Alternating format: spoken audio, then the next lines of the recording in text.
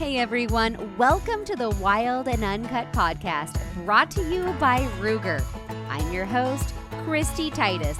Thank you for tuning in. The line is going hot, so let's go full send on this episode.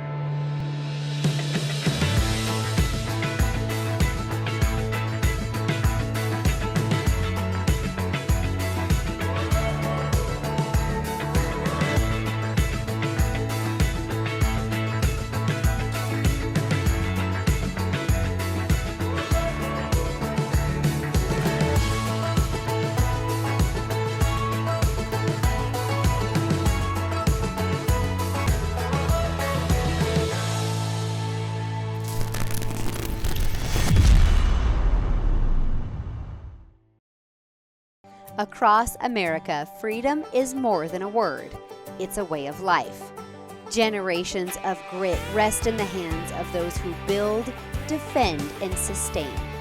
Crafted to endure, tested in the wild, and relied upon at home, the next generation of the Ruger American Rifle is a bold evolution of precision and rugged reliability for responsible owners, today and for generations to come. With OnX Hunt, those who wander are never lost.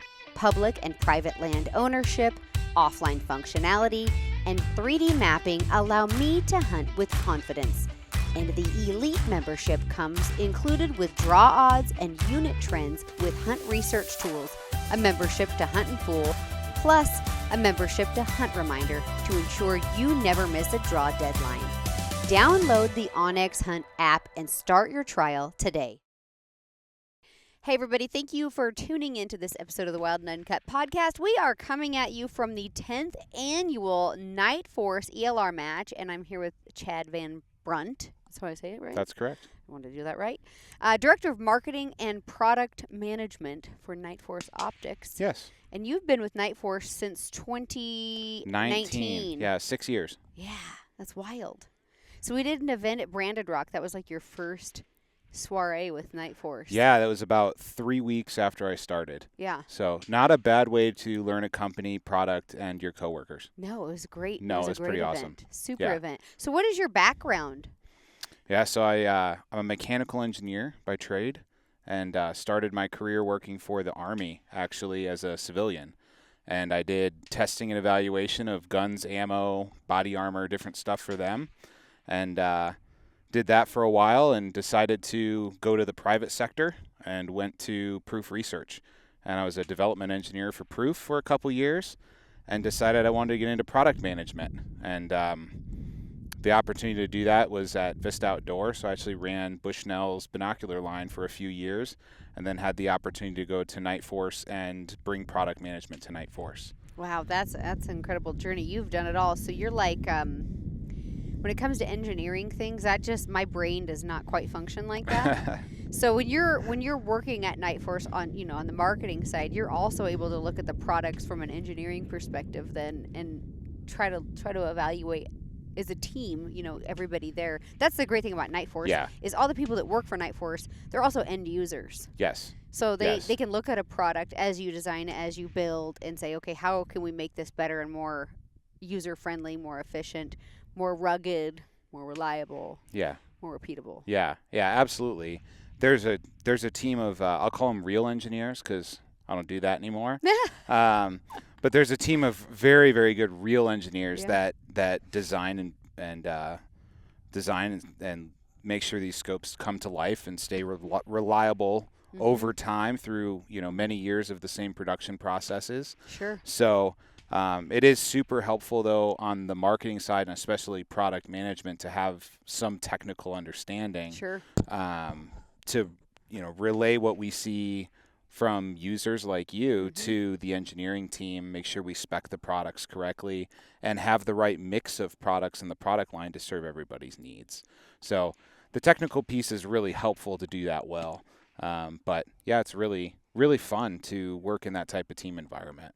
So Nightforce has their bench rest series, the SHV Shooter Hunter Varmiter, the NXS, which is the flagship line from Nightforce in Yeah, I would say it's kind of what built Nightforce's reputation, that NXS line. and NX8, and then we've Yep. got ATAC Rs now. That's correct. And so we've got, a well-rounded, and then adding to that in 2024, we added the configurable field spotting scope. Yes. And so just a full breadth of optics from the bench rest to military, law enforcement, hunting, and anything and everything in between. Yeah, we try to have, everyone kind of has that need, or most people have a need for a rugged optic that is going to last and work for them over time, whether you are hunting or you count on it for your life as a professional end user. So we find that promise and approach to building products has a lot of uses. We're kind of thought of as that tactical military brand, but we hear from a lot of hunters, as I'm sure you know. Sure. I hiked in a week looking for sheep, and I fell down, 3 hills, and I don't want to then worry that I'm going to miss. Yeah. After all that work. Yeah. So it's good insurance to have something that you can trust. Yeah, I was in Africa a couple years ago, and I fell on some slick rock, and I upended onto my derriere and hit hard. Well, my scope caught my fall kind of, and I smashed in on. I had a ATAC R 4-16, and I smashed in the whole back end, bent in the eye cup on the metal, and I never had an impact shift.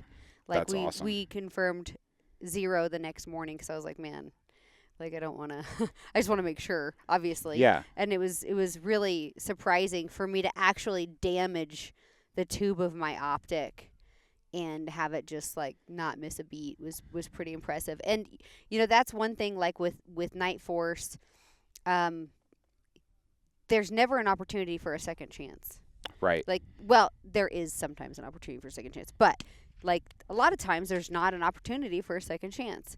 And making sure that your optic is something that you can count on, and that's what makes me really proud to shoot for Nightforce and shoot Nightforce Optics. Plus, I've been to Orofino, Idaho, and when you go there, it's it's like hanging out with just a bunch of your friends and family. The culture of the people, the culture that work for the company, they're my people. The first time I went to the factory, there was a gal working there, and her dad had mules, and she had pictures of them packing elk and their loggers and their anglers. These guys are, running the Clearwater River with jet boats, fishing bee run, steelhead, and they're bear hunting and turkey hunting and white-tailed deer hunting, all the things. They're just like the rest of us, everybody that works there. Yep. So it makes it really nice because you understand the product, but then a lot of the staff also has that military background that really just kind of fuels the forward vision of the brand. Yeah.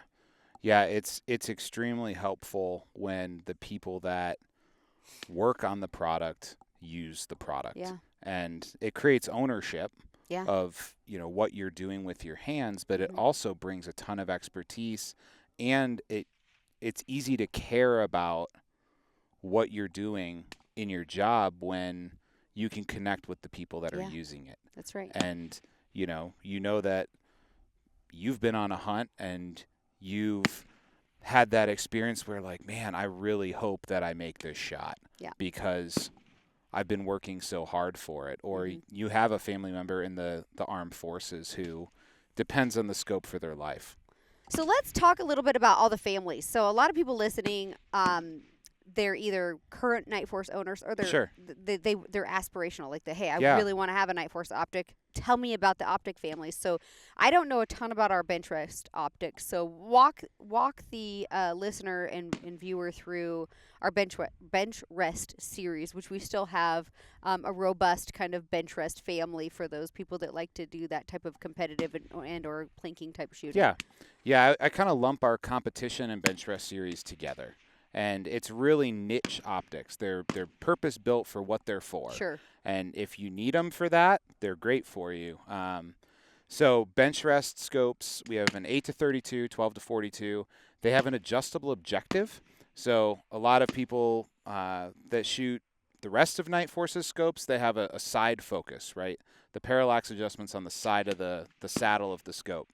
But the The bench rest scopes actually have it at the very front. Okay. And it's easier to make that very precise when it's up there on the front. And it's a lot slower. So bench rest where you're not changing distances like you are in the field, it's not as big of a deal.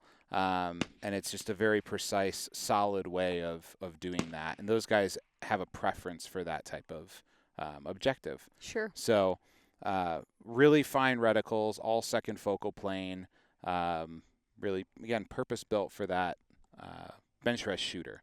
The competition scopes are, again, different scopes. We have a fixed 4.5, which is for service rifle competition, so NRA service rifle. And then there's a 15 to 55 that's built for F-class. Okay. So, again, very niche uses. Occasionally you see guys buying them for varmints and, going varmint hunting and shooting prairie dogs with them because they want that fine reticle and those features. But generally, if you're shooting those sports, you know about those scopes and you seek them out. If you don't know about them, there's probably another scope that might be a better fit for what you're doing. Sure. So moving on to the SHV lineup, which is kind of the most, I would say, budget-friendly family, which stands for the Shooter Hunter Varminter. That's correct. It's a feature-rich optic, but it doesn't have quite the price point that some of the other families have. And the SHV is available in multiple configurations. You got like a 3 to 10, 4 to 14, Correct. 5 to 20. Yep. And I'm trying to think what else. That's it. The 4 to 14 Okay. has a first focal and a second focal version. Okay. Yeah. So.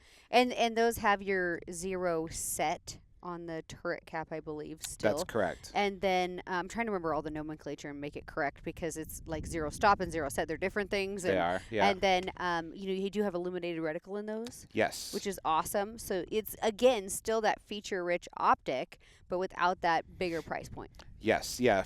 They're feature-rich. They're a little simpler to use, Sure. and they have simpler reticles in Yeah. general.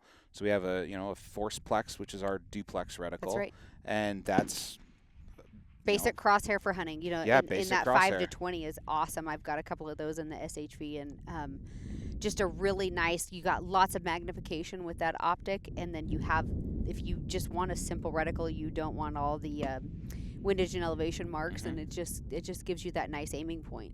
Yeah. Yeah, it's found a lot of fans for that particular reason. And then in the 4 to 14 F1, we actually have some of our reticles that we have in our higher end scopes. So the MOAR and the MIL-R, and then our MIL-XT that we use on. Well, I think you shoot MIL-XT. I have the MIL-XT. I do as well. Yeah. Which is great. Like, I put my 4 to 14 on my little 22 rimfires, and I plink in my yard, and I'll shoot up to 200, 250 yards with that reticle. And I can do holdovers really easily with that reticle configuration. And it's a great way to train with my reticle and just basically getting in and out of position. So, without spending $1.30 a round, I can shoot a lot, get lots of practice in unconventional shooting positions with no recoil. So I'm not worrying about wind holds. I'm not worrying about recoil management, and I can just really focus on my breathing, my fundamentals. Am I double checking my level? How's my trigger press? Where am I at with things? How stable is my elbow in this position? And I like to use that, because hunting requires you to be able to get in and out of a position and figure out a position to shoot accurately from whatever distance you're trying to engage, your target. And that simple practice at home really lets you know, well, I tried this at home.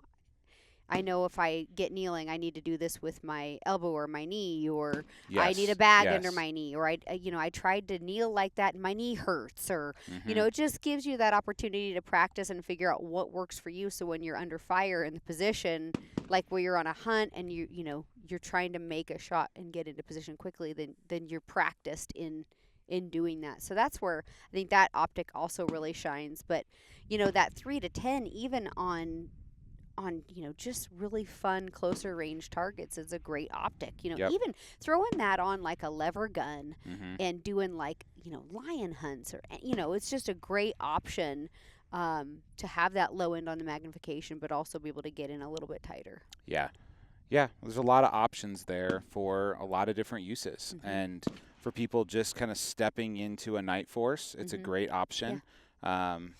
You know, start to learn some of those features, and then a lot of those reticles you can find as you continue stepping up the families. So going into like that flagship model, we have the NXS next. I actually only have one NXS scope, but that's a second focal plane only, correct? It is now. Historically, we've had a 3.5 to 15. That was an F1 as well. So the NXS, you know, for those that may not know about it, is really how Nightforce became well known. We had quite a few contracts in the early 2000s with the NXS family going into the military in the early Global War on Terror days, and that was what really gave Nightforce a lot of you know, visibility. And you know, those were built right there in Orofino, even before we got into the building we're in now. So it's a really cool piece of Nightforce's history. The families kind of moved into a limited production at this point. As we talk about the other families that we're about to talk about, we've kind of moved the NXS back, but we do still make limited quantities of them. So we have the 5.5 to 22 with a 50 and 56 millimeter objective, 8 to 32, and then probably the fan favorites, the 2.5 to 10 by 42. Lightweight. There's quite a few hunters that really like that scope because it's down in that 17-ounce range. So nice and lightweight. Yes, but super rugged. So a lot of backcountry hunters seem to gravitate towards that, and we still make limited quantities. So in 2019, Nightforce launched the NX8 line, which has really, I think, taken the company like by storm. Like it's a great optic. It's a lower rim to rim profile. It's slightly lighter weight than some of the ATAC-R counterparts, and you know, getting a compact rifle scope that does not have diminished field of view and does not have diminished light transmission, things like that, is a really difficult ask out of a scope. And so for you guys to put that together from an engineering standpoint was a huge accomplishment. So the NX8 was really a really monumental launch on that basis, and you have two options in that 2.5 to 20, and you have the 4 to 32. And you have it in a first and a second. You do it in MOA and mill. Correct. Lots of reticle options on that. And really, that 4 to 32 has become my optic of choice. You have HD glass in that, which is, you know, you have great optical clarity. It's a very rugged optic. And it's just really kind of brought something, I think, from a hunting standpoint, which is awesome, just because it is a smaller profile with slightly lighter weight. Like for hunting, backcountry use, it's a great optic for that. Yeah, it's really found a home. I feel like hunting has changed over the last 10, 15 years. And really came into wanting the features that Nightforce has offered for a long time. So it's cool to see those two things kind of converge, where we brought features that were originally for the military, and we brought weight and length out to make it more appealing to a hunter, and at the same time hunters were asking for more features. You know, the ability to dial and illumination and higher magnification ratios. You know, these two pieces converged, and the NX8 I think is a great fit for that reason. But a smaller profile. Yeah, that smaller profile is really, really nice. You know, we say they're light for a Nightforce. You know, we won't cut the corners. We won't cut the corners you would need to really take a ton of weight out of them. We won't abandon that rugged, reliable, repeatable, you know, mantra, tagline, guiding principle that we operate under when we design and build scopes. There's also a 1 to 8 in that family. I forgot about that for a minute. So that's been, since 2019, that's been just an excellent optic. And then there's also like kind of the high end, that king of all kings of scopes, which is the ATAC-R. Yeah, the ATAC-R is a family we've been adding to since 2015, 2014. Somebody at the factory will correct me because I'm sure I got the dates wrong. But in that 2015 time frame, and we've added different models through that time. So we have 5 to 25 was one of the first models, 4 to 16 42, which is quite popular and has really seen a huge growth the last couple years. And then 7 to 35, which you'll see a ton of those out at matches like Nightforce ELR. 1 to 8s. And then the 1 to 8s. Mm-hmm. And then 4 to 20. We have a 4 to 20 by 50 as well. So a lot of options in that ATAC-R family for whatever your use happens to be, from near to far. Mm-hmm. And that is, you're talking rim to rim clarity, just beautiful light transmission, illuminated features. So the nice thing about the illumination on the ATAC-R family is just press a little button on the side. Yeah, and the it comes Digilume. on the Digilume, and it you can adjust the brightness that way, and you can go from green to red, and well, some of the other families do that too. NX8s. But yeah, it is really an incredible optic, and when you come out here to shoot targets, what was our farthest target we shot today? 1,600 a day? More, 1850-ish. 1850, okay. So, and then I'm trying to remember what the farthest target is at this match. I know they have a 1 at 26 for the Barrett stage here. Yes, but I believe there was a 2,100 yard that was part of the actual match course of fire. Yeah, okay. So we've been out here, obviously I come from a hunting background, so what I'm doing is taking these in the field and doing hunts with these optics. But I'm also, we love to come out and shoot far, and point of aim, point of impact accuracy, repeatability. You have some other scope manufacturers that have come out with optics that have features to dial. You can dial elevation, you can dial your windage. But sometimes what you'll see, which Horace came out with the Cat's Target. Yep, the Cat's Target, which is really cool. You can set up a paper target on a piece of plywood and at 100 yards, and you pick one aiming point and you dial, and you can actually walk your bullets, your impacts up the target, and you can see if your optic is tracking accurately or if it kind of starts to fall off. And on some optics, what you'll find when you do those types of operational tests is as your distance increases, the accuracy level of the subtensions within the optic start to diminish. So you might be good and accurate with your optic out to a certain distance, but then there's a diminishing return on accuracy. So it makes it, you come out to a stage like this, or excuse me, a match like this, you go from just having, your circle of components to deal with your ammo, the shooter, the wind, and then you add potentially an optic that's not tracking properly, and it just makes for a really frustrating shooting experience versus having an optic like Nightforce that has that trackability through the entire revolution of adjustment, and you can actually test that yourself at home. The Cat's Targets are really inexpensive, and it's a fun test. You have 100 yards, and you don't even have to move. You just lay there and dial and shoot and test it and just really see how the optic you're using is performing. And that's one thing that Nightforce is really big on, is making sure that every time you click a mil or a minute or a tenth of a mil, that every subtension is as accurate as possible. Yeah, absolutely. It's something that we test in the factory with the optics before they go out the door. It's a huge piece of that repeatability portion of our promise. So I think my biggest hold today, because I was shooting 6.5 Creedmoor, which is not what you should bring to Nightforce ELR. No, it's not, but it's fun. It was fun. Sporting. Yeah, I was working hard. You know what? You did a great job on those targets. Yeah. They were like 900 and in. You did great on those. Yeah. Yeah. Well, when it was past 900, it was pretty sporty. Yeah, it was getting a little rank out there. But I had 18.5 mils of elevation that I needed for a target this morning, and to just be able to dial it and know that it's correct lets me then work on truing my BC and working on other pieces of the ballistic equation, and knowing that you have confidence. Yeah, I have confidence that the optic's 100% correct, 100%.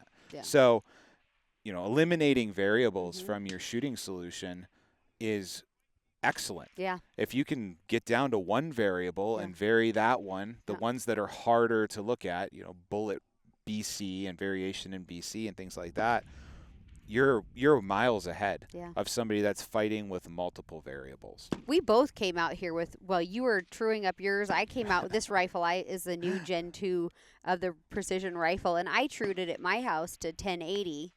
But when you're shooting out here, 1080 is not very far. No. It's like, okay. So this morning I started out, I'm like, well, we're just going to, I didn't even confirm zero when we got here. We just rolled right into it. And my first round hit this morning, my first shot was over 1,000 yards. Yeah.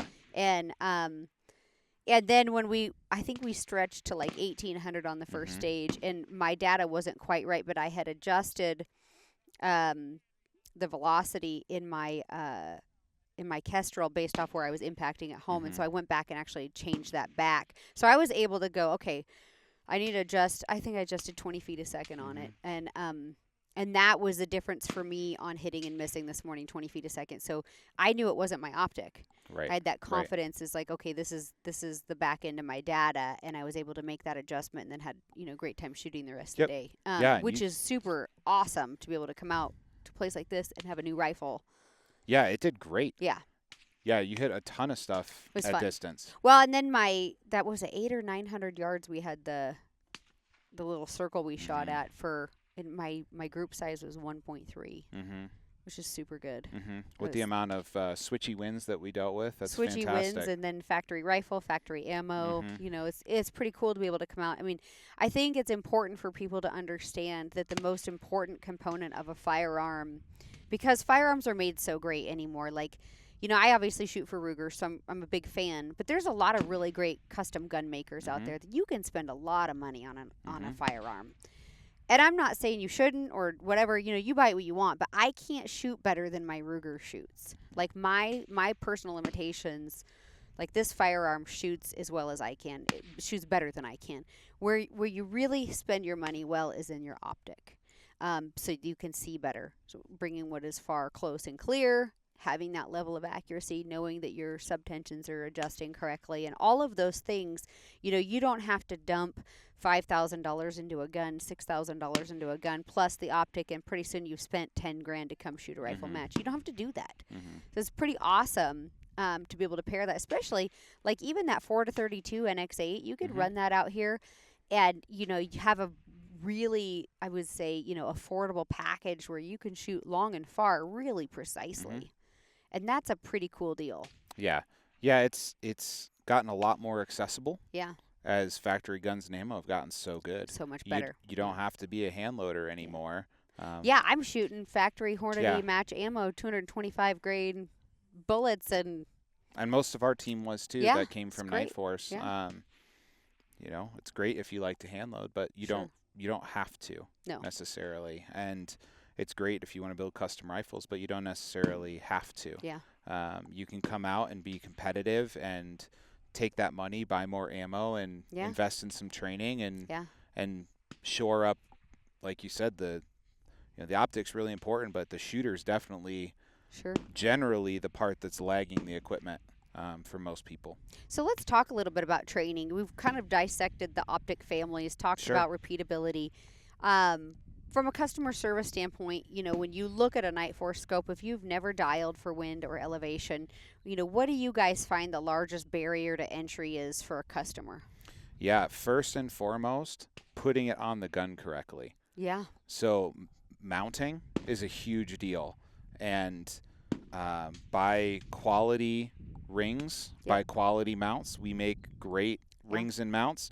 There's other people that do as well, but invest in some quality mounting hardware and follow the directions. Yeah. Use a torque wrench.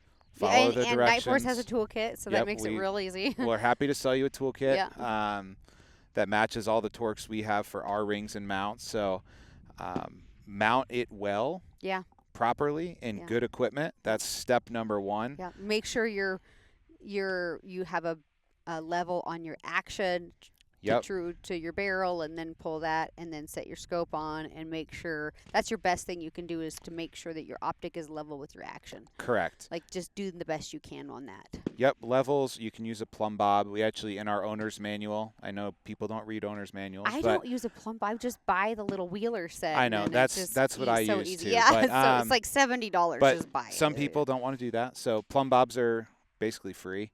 So I feel like that's something my dad did. Yeah. Yeah, for sure. It's still. Or he used the corner of our living room to make sure the crosshairs were straight. I remember that when I was a kid, he'd be behind the scope, and I'm like, this.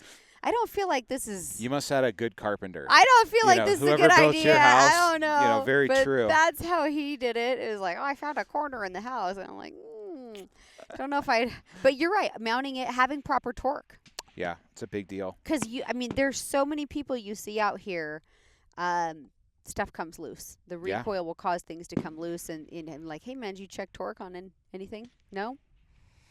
Or you flew out here with your rifle, or you drove and it bounced around in the back of your pickup for 12 hours on your way out. Mm-hmm. So it's a big deal.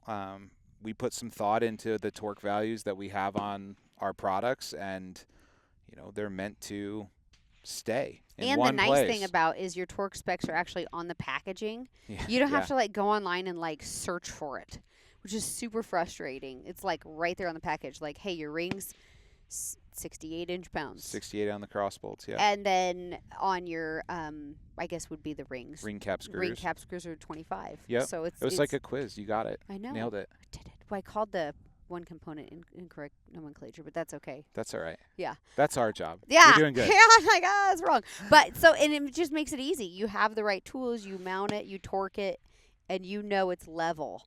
And the other thing, I think, when you're talking about leveling is having an actual level on your rifle as well. Yeah, super important. Because your crosshairs will often look crooked on a target. Especially at a match like this where there's so much rolling terrain and uneven shooting positions. Sure. This isn't the bench. It's not the concrete bench at your local gun club. It's a crusty desert earth. With rattlesnakes everywhere. Rattlesnakes everywhere. That's why we're in this big open area. Yeah, we can see them coming. We are not. There is no, like, we were shooting this morning, and Drew walks over, and he's like, oh, guys, there's another rattlesnake over there. They killed 2 yesterday. Patty last night, she works for Nightforce. She does all the merch and apparel. She's such a baller. Dagan killed a rattlesnake. So Patty skins it. She's out here skinning this rattlesnake. She's going to make a hat band out of it. I'm like, okay. So this match, like, I personally, I love coming here, but I'm not getting off any trail. Like, not like I'm on the trail. So, yes, this is a real life environment here, working environment. Yes, it is. And, we talked about reducing those variables. Well, cant of your rifle system it's a variable that will really mess up your elevation and windage at distance, and that's especially what we shoot here. Distances. We shoot at distance here, so it's a big deal, and it's one variable you can eliminate. That's right. So that when you make a wind call for this target and you make the correction, you know that you're making a call on the actual wind and not some component of wind and cant that you've accidentally induced. Mm-hmm. And that is one thing that, have you read the book With Winning in Mind? Yes. Lanny Basham wrote this book. It's an incredible book. And like when I'm out here shooting, I'm like, it is like me to hit the targets. It is like me to do this. But also, it is like me to get my system and follow through, because it is so easy once that timer goes off to lose your mind. And you see it like one guy this morning was up a full revolution on his optic. It's so easy to do. You don't go to return to zero and you start dialing. You're up a rev. And it's like this competition setting just really. So having a system, like Lanny Basham talks about a system, like, make sure when you walk off a stage, return to zero. Mm-hmm. Bottom out your scope, return to zero. You're on zero. Have like this system. And as long as you get behind your rifle and you get in the system, check your parallax. How's your parallax? How's my level? Is my data dialed? Okay, am I holding a 10-mile-an-hour wind? This morning we were shooting in a lot of wind. It was like 8 to 15 miles an hour was our average for wind today, which is not horrible for Wyoming. Right. But when you're shooting 1,800 yards, a 15-mile-an-hour wind is quite sporty. I think the first target string I was shooting at, I was holding 3 mils of wind this morning. Yeah. And some people were dialing. I wasn't, just because I wasn't. It was our first couple of stages. We weren't sure where our wind bracket was going to be, and so you're doing a little bit of guessing, max ord, and I was holding. A lot of people dialed. We had a guy dial this morning, and he dialed the wrong direction. Mm-hmm. So there's little variables that come in out here. The great thing I love about, like, I'm running the Mill XT reticle is I can hold for windage and elevation if I need to, but with what I'm shooting out here, I didn't have to do it that way. I can just dial. But my wind holds are so accurate. The subtensions are so easy to read. And it just makes it just like, oh yeah, just I can make that target really big and clear, and I know exactly where I need to hold, and it's not hard, you know. Yeah. It all comes together. I mean, it is hard, but but it's not hard, you know. Yeah.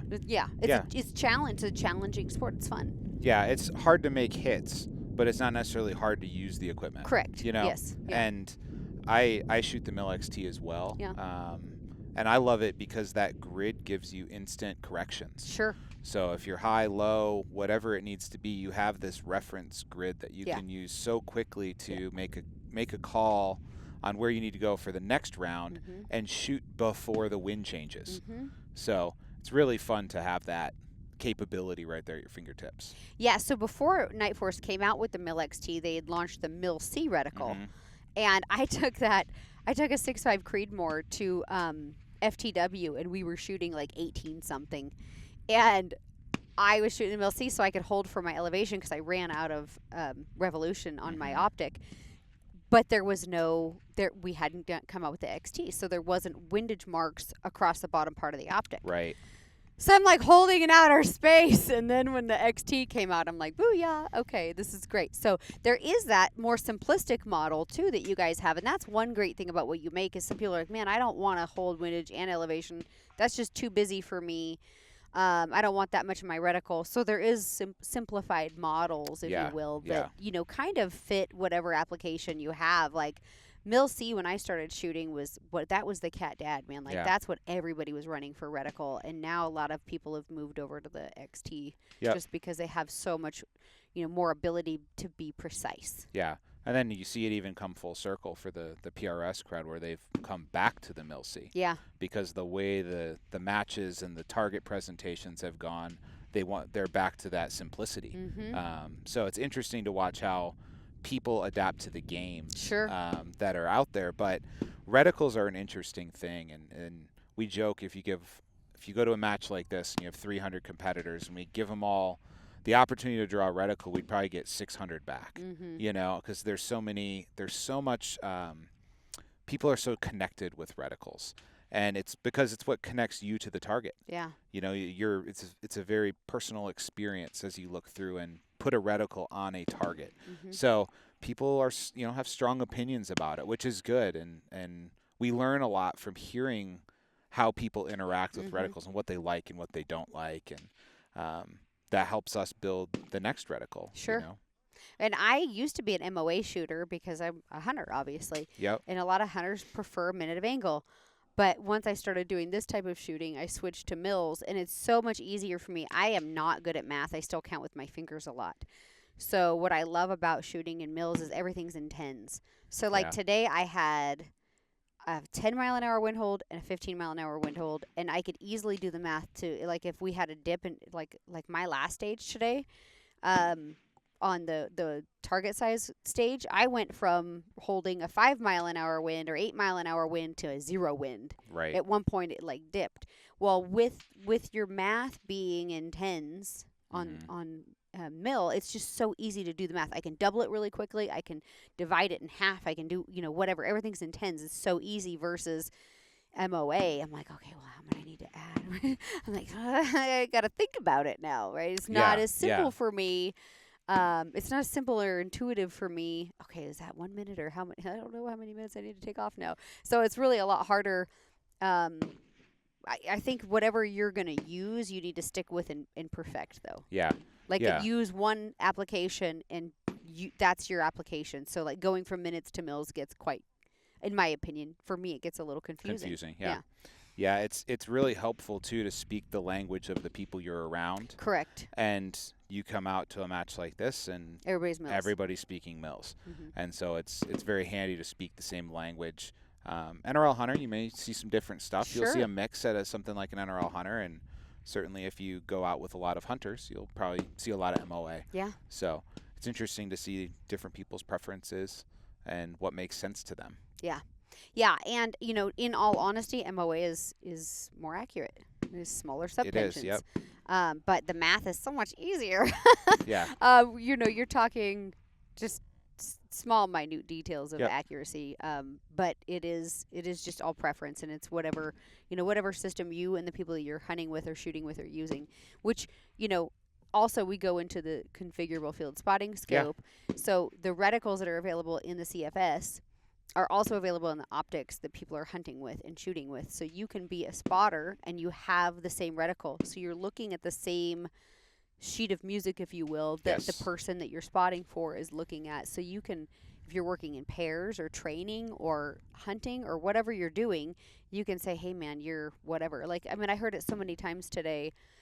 Yeah, you were off half a mil or 2 mils high or not, whatever it was after people got off the stage, not during.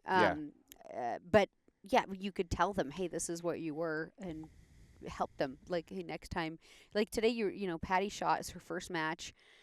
And after she came off the stage, you were like consistently 2/10 high. Yep. And you could measure that. And when she walked off the stage, you could tell her that because she might need to adjust her data. Correct. There might be something that's like underlying. If she's consistently 2/10 high for 3 stages and she's shooting over targets, we need to get into your Kestrel and reevaluate what we're doing here.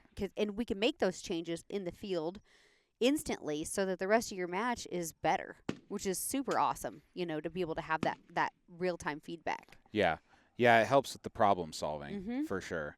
Yeah, the ability to see the same thing, it's helpful to work in pairs, having the reticles be so similar. Yeah, it's really helpful if you go between the products. Sure. So if you're on a Mil XT shooting targets and then you're on a Mil XT S, the spotter variant, the grid's the exact same. Sure. The spotter does add some cool stuff that works really well in this type of terrain. If you zoom down in the spotter, you get these big goalposts on the outside of the reticle with 5 mil numbering, big numbers. So you can actually see them when you're zoomed out. 6 power is the low on the spotter. So at 6 power, we were doing things like, God bless you. Sorry. We're doing things like, hey, we all arrive at a stage and we need to find the 4 targets out in the middle of the Wyoming countryside. And some of the stages were quite challenging just to find the targets we had to shoot. Yeah. And so once we'd find them, we'd say, okay, target 1's down here in this, little coulee. Target 2 is 80 mils left. And the spotters have reticles in them. So we could actually put parts of the reticles on the different targets and call mil-based directions to the next target. And that really helped the team, the whole squad, find the targets in the field quickly and have some frame of reference in measurement. And then when you go to the scope, you also kind of know, okay, well, this is what 10 mils looks like on my grid. I need to go 40. So you kind of get a quick rough estimate that you can use to be quicker moving from target to target, give yourself more time to shoot. So really fun to have that option in a spotter where most spotters just don't have a reticle option that you can scale and zoom and everything else. The nice thing about the reticle too is you zoom in on the optic, on the magnification for the spotting scope. That reticle becomes less intrusive too. So Correct, you can tune it out, if you will, and get rid of it to where you can still see without having that over your field of view. Yeah, it's the goal when we designed it was it's there where you would need it, right? Low power when you're scanning and finding targets in the field. And then when you want to focus on a target, you zoom in. And the grid will sit in the bottom half of your field of view, and you have the big, nice open spot at the top to catch. It's like an H shape. Catch trace. Yeah, catch trace. Yeah, and it makes it really nice so that you don't feel like you lose perceptible, this perception of hits or misses. And no, not at all. We RO'd with these. We did them last year. It was our first season ROing with them. And so, they're great optics. And what I like about them is they're so lightweight. And so the scope we have behind us has the cage around it, which is an accessory cage. So if you are military law enforcement or you're like doing something like pig hunting, you can put night vision on here, laser range finders on it. What do you have? What is this that you have on the side of yours? I run a red dot on the side. Okay. So I align the red dot to my reticle, and the way we design the cage, the offset actually is pretty close to the offset of your eyes. And so when my right eye is in the spotting scope, my left eye picks up the red dot. And so if I know that there's a target in a saddle, I can just use my left eye with the red dot and put the dot in the saddle. And then when I look at it with my right eye, that's where my reticle is. And so for moving quickly from target to target in the field, the red dot gives you that rough range, that rough estimate of where you're pointing, so you don't have to search through a magnified optic. So it just makes it faster. Wow, I have never tried that before. We should play with it when we Yeah, get off we of will, the for sure. podcast, because some of the stages, even ROing, I basically RO'd the RO squad that Sure. we were on for the Yeah. last 2 days. And some of the target presentations, you have to move pretty quick as an RO Yes, to you do. keep up with the shooters. And so to be able to save a second on, pointing your spotter in the correct spot and finding the target is a big deal. Mhm. So I like to run a red dot on the side. It was pretty packed with mud, but Looks pretty it's good done right okay. now. Looks pretty good. Yeah, I started the match yesterday. It rained yesterday morning. It was a mess out here, and it was windy as well, and my tripod tipped over before the first stage. So tripod all the way up, spotter on the top tips over and just plugs the eyepiece right into the mud. So I cleaned it up. It's not damaged at all. It's a little gritty, but that's okay. It's working pretty good. We got most of the dust and dirt out of it. That's funny. Yeah. So this scope, when you guys came up with the vision for this, what was the behind it? We tried to capture the vision we had for it in the name. So configurable field spotting scope. So the field part is probably the biggest descriptor. A lot of spotting scopes are high magnification, large objective. Huge and heavy. Yep. And they're fantastic for what they're for. Sure. This will not do what you want a 20 to 60 by 80 or by 90. 120 spotter to do. It's not built for that. But those don't necessarily do what this one does either. So the field portion, low magnification, so 6 power on the low end, is fantastic for finding things in the field and works really well behind night vision. So that's really handy as well. So that's part of the configuration part. But the low power, the slim design, when we had our longer walks, I actually just put that in the water bottle holder on the side of my pack and strapped it in. And that was super fine. lightweight. Super lightweight.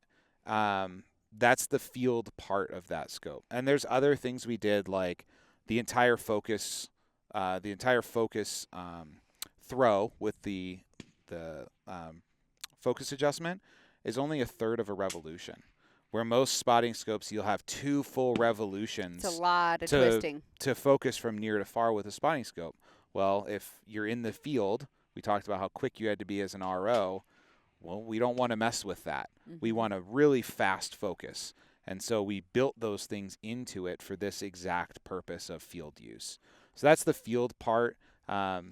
Knowing that it wasn't designed to replace necessarily your 20 to 60 or 20 to 70 by 80, but it's meant to provide this great capability in field match environments. So hunting, I would consider, the real use of it is really similar to what we do here, finding things at moderate distance, moderately sized targets, and engaging. So the configurability is both military side as well as, you walk the firing line at a match like this, you'll see all sorts of stuff on the side of people's spotting scopes. Red dots, laser rangefinders, data boards, all sorts of things that make it more capable. Yeah. And we wanted to design that in from the start. And so we built that cage system. It's M-LOK compatible, so you can put all sorts of accessories on it, and designed that in from the factory. So the last piece is we wanted something with a reticle in the first focal plane. Yeah. So there's a lot of spotting scopes that have no reticle, which is great for certain uses.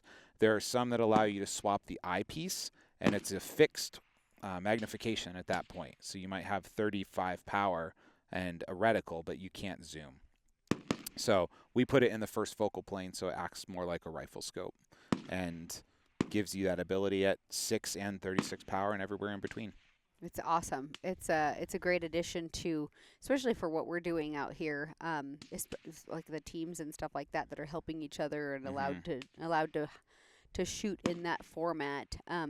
It's really great for that. That's really I think where it also shines. Or if you're at home practicing with friends or whatever, it's not something that that everybody is going to use all the time, but it's something that when you need it, it's great to have it and be able to use it. Yeah, absolutely. Yeah. I love that. And so let's talk a little bit about this match. So we're 10 years out here. Yeah, 10 years. In Wyoming, shooting. They call it extreme long range. I don't know. Is this considered extreme long range when we have like 2 mile shoots now still? Like, I think it's just a different flavor of ELR. Yeah. You kind of have the king of 2 mile, king of 1 mile type ELR shooting, this is different than that. Sure. This is more field type conditions. It is a prone match. It's a prone match. Every stage is a prone stage. And it's very humbling. You think, oh, gosh, it's prone. It's going to be easy. Well, today I got prone, and my bipod legs were too high. And I adjusted them once, and they were still too high. And I was like, I'm just going to float it. And then you're like, yeah, that first shot, you're like just under it. I'm like, yeah, I was trying to float my bag in the back because I knew as I moved out in the course of fire, I would level up and I'd be okay. And I thought I could. This is what I get for thinking. But I thought, oh, I'll just compensate for this. And no, I did a very poor job of doing that. But, just because it is a prone match, the distances and the target sizes are what really make it a challenge out here. And, 10 years, how many shooters this year? Almost 300? Yeah, 300 shooters. Yeah. Yeah, the match sells out very quickly. Yeah. Started at 200. Yeah. And you guys added 100. It's crazy. Like, 10 years of being out here coming and shooting. And some of the people, they come from all over the country here. Yeah. We've got people from coast to coast literally out here shooting. Some people drive. Some people are flying. They make a big week of it. And what I like about it is you listen to some of these folks shooting that maybe live in states where shooting far is not something they often do. Like, we squatted with some guys from California, and they just don't have the opportunity. Like, they came in with data true to 600. And then you get here. I'm complaining about only having 1080. These guys have come in at 600. And I mean, they come out here because they don't have the opportunity to shoot targets like this in a lot of states. Some places just don't have these wide open spaces. So it's really this awesome opportunity for shooters to come out and not only test their own fundamentals, but to test their circle of components, their gear, and have a great time in a beautiful place. Yeah, it's a very unique match, and the property has a lot to do with that. The ability to shoot 270 degrees. We're shooting just about 270 degrees at this match, which provides so many different looks at terrain and wind. Oh, man. It's not like a field fire match where everybody shoots the same row and you just move 15 yards over and stage to stage. This is Western. Yes, there's a lot of terrain variation, a lot of very weird wind situations that challenge shooters. And every year's a little different with what the weather decides to throw at the people that come. And this year's been very pleasant so far. I won't knock on wood because we're already done shooting. So yeah, we're done, but we're going to be under a tent the rest of the weekend. Yes, we'll be ROing. Yeah, but the nice thing is, I think we're going to have good weather this weekend. It's going to be nice. Yeah, it's going to be really good. Although you can see that it's raining right over there. So hopefully we just watch it rain right that direction and not come this way. But it's not supposed to. We'll see. But yeah, it's a great place. Like, I think it's a good match for people. They want to be able to shoot far, but also, the nice thing about it is you can get help. So when you're on the stage, if you're competing, you can't have help. Let me preface that. But when you come off a stage, what I love about these types of matches is people are willing to share gear. They're willing to share information. They're willing to help each other. So, you walk off a stage and I'm like, you're shooting a 6.5 Creedmoor. I'm shooting 300 PRC. Totally different sheet of music, but I'm like, hey, were you holding like an 8 mile an hour hold, or were you up to 15? And then, hey, I held that one at 8, and then as we moved out in distance, I hit it at 15. Yeah. As the terrain features changed, and you see that in Wyoming in these expanse places, which is really crazy because at max ord at close distance, your bullet might hit, an 8 mile an hour wind, but as you rip over that next canyon where the wind is funneling through a draw, it might pick up to 15 miles an hour, 20 miles an hour, 30 miles an hour, and your bullet's going to do something completely different 200 yards down than it does at, 800 versus, 1050 or 800 versus 1,600. Yeah. And that's where it gets really cool out here. Yeah. Like, that's where things get really, instead of just being like, oh yeah, my wind hold is, 0.2. It's like, well, the first 3 targets, this was the wind, but then as you got out there and it rips across the prairie, the wind is night and day difference. Or it can switch directions. Like, it's like, it feels like it's coming this way, that way, and the next ridge over, it's like you got a downdraft going over a coulee or over a ridge, and it's just crazy. It's its own like vortex of and that's what makes it so unique out here, I think. Yeah. It's just a great property, Tillard 55 Ranch. They're very generous to let us come out here and use their property for this event, and have for the last 7 years. Yeah. It's just been a fantastic place to shoot. They shoot as well. They love it. They love coming out and they shoot it. And it's crazy because you'll see antelope running around and I mean, there's tons of wildlife out here, obviously, and you know, and so we've never had any issues with that. But yeah, there's wildlife running around, so everybody's really aware. Hey, there's pronghorn. Yep. We paused this morning for a little while because of some antelope that decided to be too close to the targets. Right in front of the targets. Yeah. So no, it is a good time. It's not one of those matches that like you have to be. Like, I think a lot of people are intimidated by the distance, but the community here makes it to where you can come and learn. Like, Patty's shooting has never shot before, and she's doing great this morning. She did great. Yeah, she did awesome. Yeah, fantastic. So, and she's getting some coaching and, learning how to use her Kestrel and how to input the data and how to put it all together. And I really try to kind of tune people out at this point, like when I'm shooting sometimes, because, like, you can also get a lot of noise in like sometimes you're like, okay, I better not listen to anybody anymore. This is where I feel like I'm comfortable. And once you get to know your cartridge at these distances, and you come back a couple years in a row and you use the same cartridge, you kind of figure out that sweet spot on it and where and how it performs, and it makes the match a lot more fun because you start hitting a lot more targets. And cartridge selection's huge. You see a huge range in choice out here from 6.5 Creedmoor, which is most people aren't shooting. I don't recommend it. But on up to like, what are the Barretts out here that they have? 4.16. Yeah. Insane. Now, I shot the Barrett last year, the 4.16, and I needed like one of those little lady pads on my shoulder. Yeah. I was like, okay. Like the old shotgun. Oh my gosh. That thing but it's like a shove, which makes it better. Makes it better because it's like a shove. But no, this is a great match, and I think, if anybody wants to come out, as soon as this, it's the same kind of weekend in June every year, like the first weekend of June. Just put it on your schedule and just come out and, bring. I think Neil Davies from Hornady always says, "Run what you brung." Yep. Like, you got to bring it. Like, there's a light division here, so that's super cool. So rifles 16 pounds and under are running in the light division. Yep. And that's not counting your mag. So that's your optic, your bipod, and then any sort of accessories you have on your firearm. So 16 pounds and under. There's a junior division, which is 16 years and under. There's a lady division. There is a military law enforcement division. There is heavy, which is your gun can weigh whatever you want.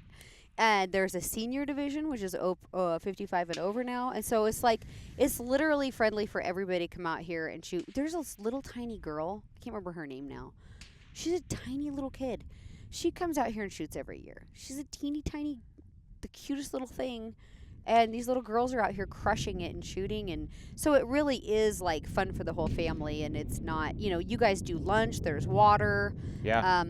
So yeah, it's a good time. Yeah, it's a great match. It's a great location, really fun, and just a great community of people that come out every year. I think that's what gets me as I continue to come out over time, is just how gracious everybody is and friendly, and just a great, people are competitive, which I love, but it's competitive in the right way, Mm-hmm. a constructive way that keeps the community strong.